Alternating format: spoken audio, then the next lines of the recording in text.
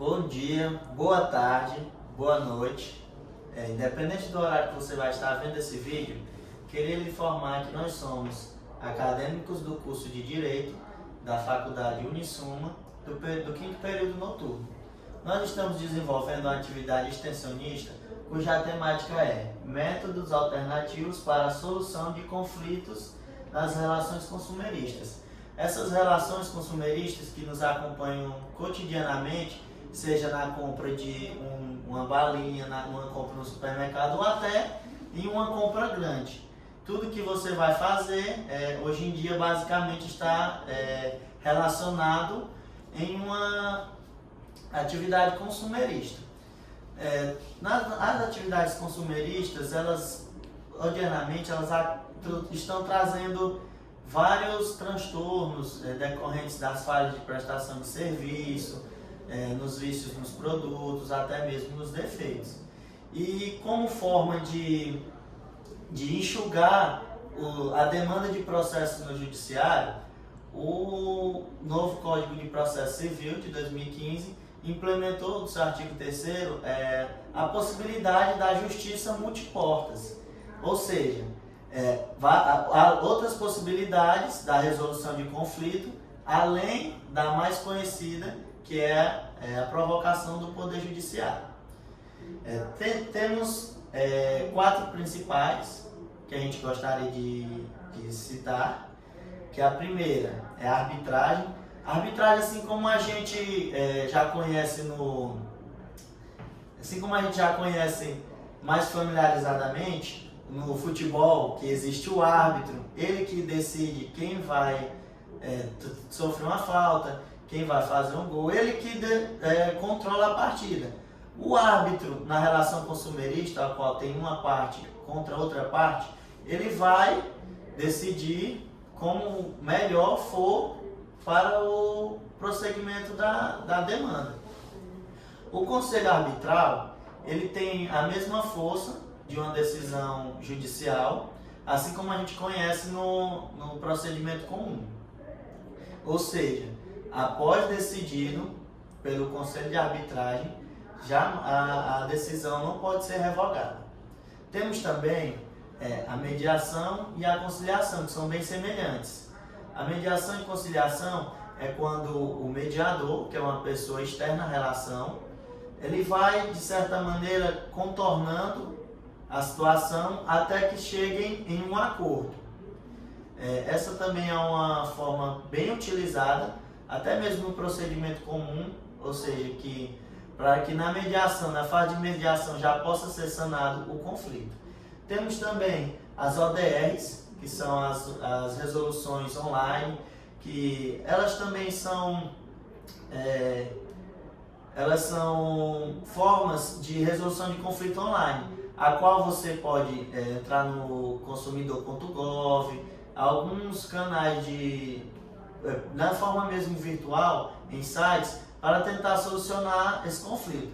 As grandes empresas já têm o canal do cliente, que seria uma forma de resolução do conflito de forma online.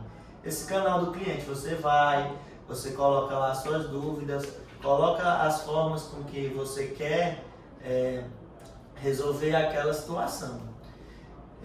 Temos também os canais de apoio ao consumidor, ou seja, o PROCON. Quando você está com uma situação, é necessário que você procure o PROCON para tentar resolver a lide antes de você entrar mesmo com o processo. Temos também o Ministério Público, que é o fiscal da lei e assistente jurídico das minorias. E temos também a Defensoria Pública, para aqueles que não têm condição de pagar um advogado, pedir instrução, e na Defensoria Pública eles vão contornar da melhor maneira possível essa situação. Eu vou passar a palavra para os meus colegas agora, que receberam alguns questionamentos acerca da temática, e eles vão explanar melhor para vocês. Conforme o Victor disse, né, a gente recebeu várias dúvidas de consumidores e a gente selecionou algumas para tirar a dúvida de vocês, então vocês também aprenderem com a gente, assim como a gente também aprendeu, né?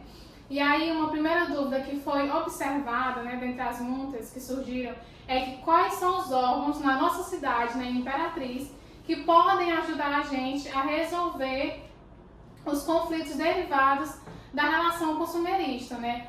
Qual é o órgão que eu posso procurar, onde eu posso recorrer, né? E aí a gente tem 3 órgãos aqui na cidade de Imperatriz, na nossa cidade, que você pode procurar. O primeiro dele, como o Vitor disse, é o PROCON, o Ministério Público e também a Defensoria Pública.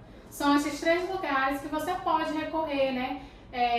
Pedir auxílio, para realmente entender o que você pode fazer a partir daquele conflito, dessa situação, né? E outra dúvida também que a gente percebeu é que muita gente tem a dúvida o questionamento, né? Por que aderir aos métodos alternativos em vez de recorrer pela via judicial? Por que então os métodos alternativos, né? E eu acho que a gente precisa entender, em primeiro momento, que os métodos alternativos, eles não substituem a via judicial quando ela for necessária, dependendo do caso concreto.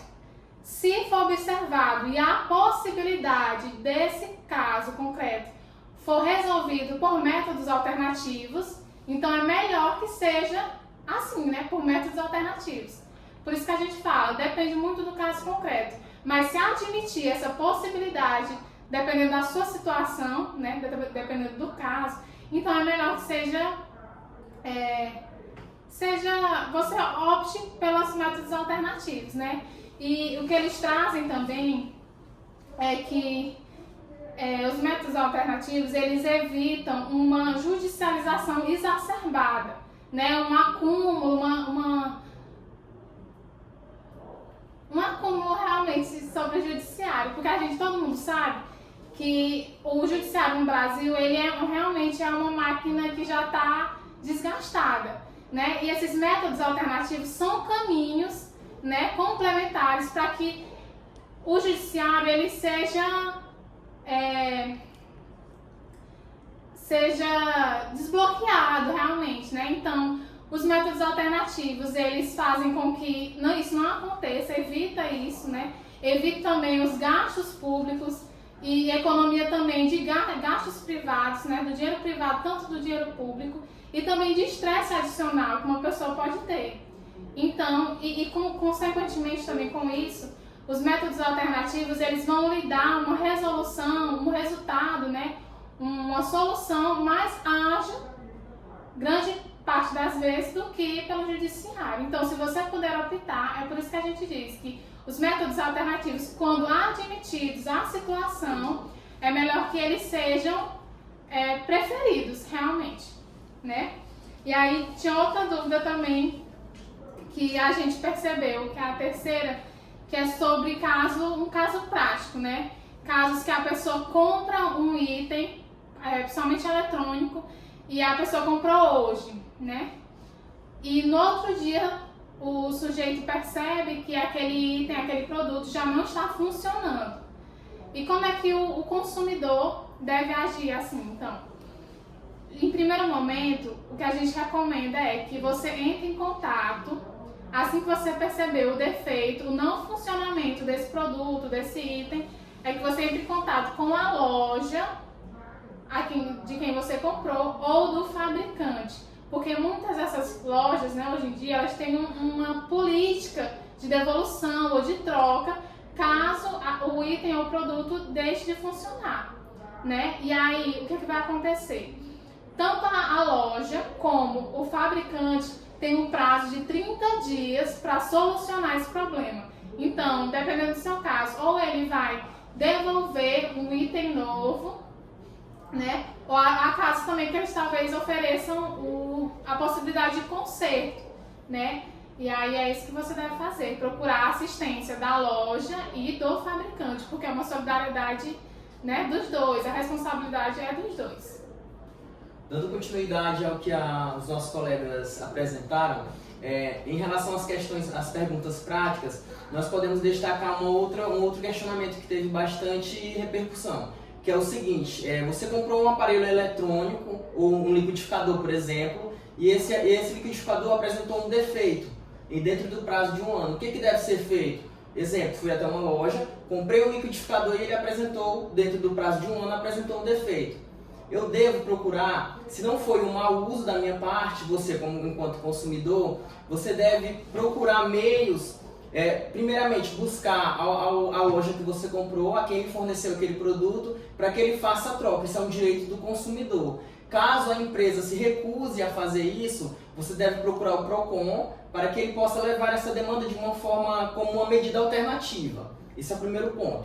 Segundo ponto, o outro questionamento também que foi apresentado é o caso de uma instituição financeira que vende para você um contrato e que nesse contrato ela inclui uma outra obrigação, algo acessório incluído naquele produto. A venda casada ela é ilegal no nosso país e ela não é permitida no nosso ordenamento jurídico. Então, uma forma de você é buscar a instituição e dizer que não quer aquele acessório junto com o que você contratou. Exemplo, você contratou um empréstimo e ele está lhe oferecendo um seguro. Isso não é permitido, certo? E um outro questionamento de bastante relevância é que, se de todos esses outros meios eu não conseguir resolver de forma amigável, o que eu devo fazer? Bom, primeiro você deve consultar um advogado, saber qual orientação que ele vai lhe fornecer, ou os órgãos de proteção ao consumidor, um exemplo é o PROCON ou a Defensoria Pública, e aí depois de consultar um advogado, ele vai lhe dizer quais os seus direitos, quais os caminhos que você deve percorrer. E diante disso, dependendo do caso concreto, você deve procurar evidências que comprovam que você agiu com boa fé e que não provocou aquele defeito ou aquele problema do produto. É isso, muito obrigado. Nós agradecemos a todos vocês que assistiram o vídeo até o final e também aprenderam com a gente. Até logo, pessoal!